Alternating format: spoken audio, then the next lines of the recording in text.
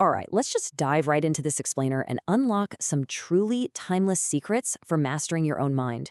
Today, we're exploring the foundational teachings of Theron Q. Dumont on the sheer transformative power of concentration. If you've ever felt like your focus is just constantly slipping through your fingers, well, you're in exactly the right place. Let's get right to the heart of our modern struggle with distraction. Dumont poses a simple but honestly highly confronting reality. Do you truly decide where your attention goes?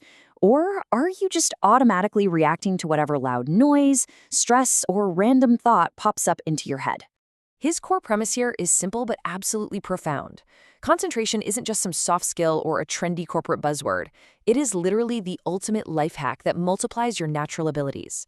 Think about it. You don't have to be born a towering genius to achieve massive success. A perfectly focused mind of average ability is going to, without fail, completely outperform a brilliant but scattered mind every single time. Section 1. The untrained mind. So let's look at why our minds are so prone to wandering in the first place. Dumont uses this absolutely brilliant steam engine metaphor. Just imagine a massive train chugging along. If you leave all the valves open, the steam just escapes everywhere, right? And the train eventually grinds to a halt. Well, the exact same thing goes for our brains. A person who constantly fidgets or gets intensely angry over trivial things or just worries all day, they are literally blowing off valuable mental steam. The master, on the other hand, closes those mental valves and directs all of that internal pressure toward a single defining goal. So the crucial point to grab here is that before you can conquer your external goals, whether that's, launching a business or writing a book, you absolutely must become the ruler of your internal impulses. If your quick temper and nervous twitches are ruling you, you're just wasting the very fuel required for your own success. Which brings us to Section 2, the will to do. This right here is the philosophical engine behind all human achievement. Think of this as your inner dynamo. And to be clear, it's not some mystical, untouchable force. It's actually a highly practical accumulation of mental energy that's focused on a single point. Basically, every single time you consciously decide to act and then actually follow through, you are actively flexing your will to do. Now, to harness this will, we basically have to rewire our brain's automatic machine. Dumont outlines the exact steps required to replace a destructive habit with a productive one. And I really want you to pay close attention to step 3 here. Never allow an exception to occur. Seriously, if you're training your mind, giving in just one time undoes an incredible amount of hard work. You literally have to force your nervous system to become your ally through relentless daily effort. All right, Section 3, practical concentration exercises. Now that we've established the theory, let's dive into how to actually train this mental muscle out in the physical world. You might expect some intense mental brain teasers or math problems here, but Dumont's genius was realizing that neurotraining actually begins by mastering entirely physical bodily impulses.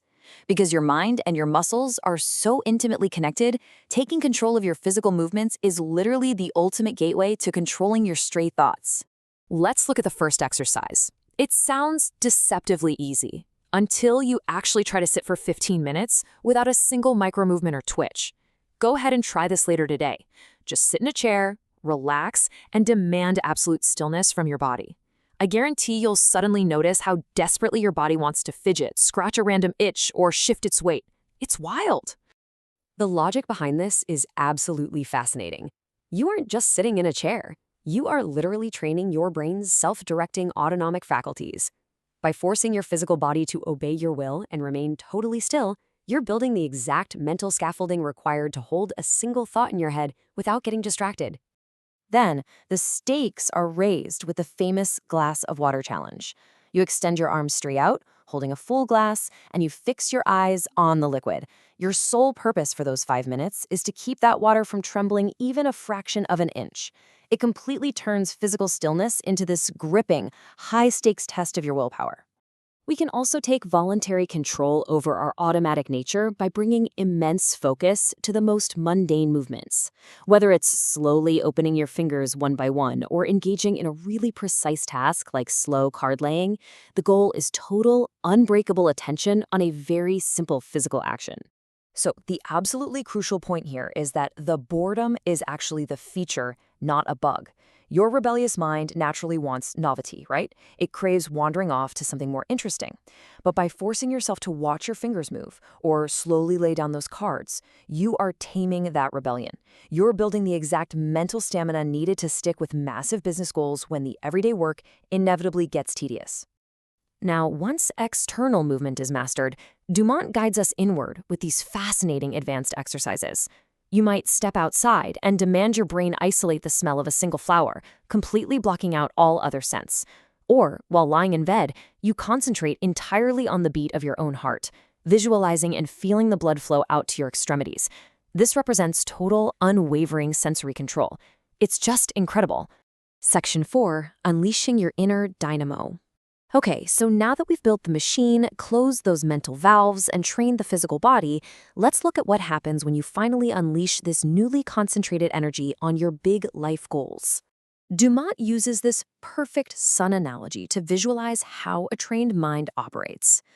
When your attention is scattered, you provide a nice, ordinary warmth. But when you apply the concentration techniques we just covered, you act exactly like a magnifying glass. You take that everyday energy and concentrate it into an intense, unstoppable, fire-starting force.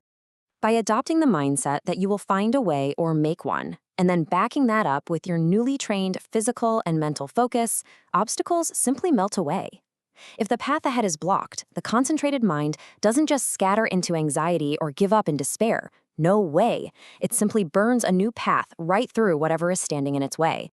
What you should really take away from all this is that true concentration isn't just a basic productivity hack. It's not just about, reading faster or grinding through a few extra hours of work. It is about connecting to a deeper, almost limitless reserve of mental energy. When you focus upon one thing to the absolute exclusion of everything else, you dictate your own reality, and you draw the exact circumstances you need right to your doorstep. I want to leave you with this really provocative thought straight from Dumont's text. You now know exactly how to train your mind.